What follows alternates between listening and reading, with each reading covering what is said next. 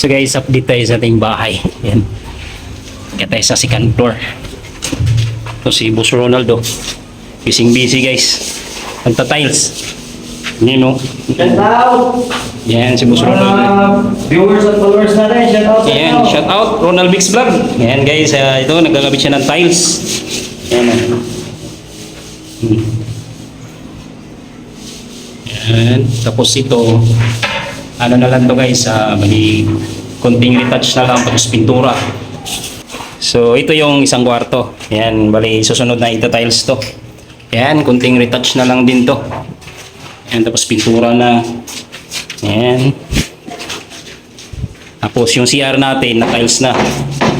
Yan, tiles natin. Yan. Pero wala pang nodoro, hindi pa kinabit. Tsaka ito, lababo, tiles na din yan. Yan, shoutout kay Mac. Ang ginagawa mo dyan, Mac? Hiramos. Guys, dito naman tayo sa ground. Ayan, shoutout kay mga gumagawa ko eh. Huwag kong disturbuhin daw.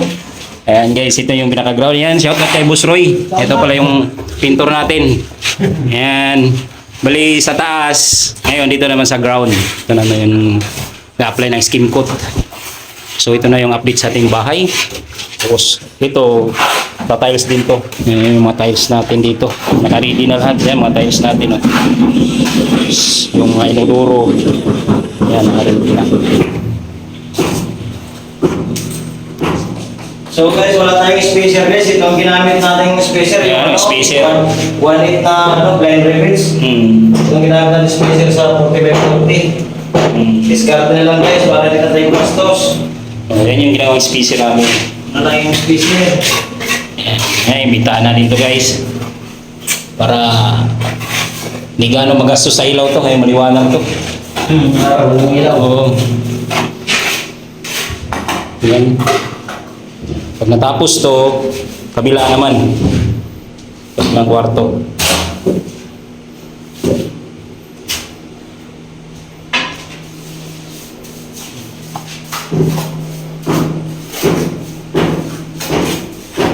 So meron akong konting rito guys kasi ito pala yung mga tiles na to, may ibig sabihin pala to, yung mga design na yan. Ito yung sinabi ni Boss Ronald sa akin na ano to boss? Diamond. Kung ano gusto mong design.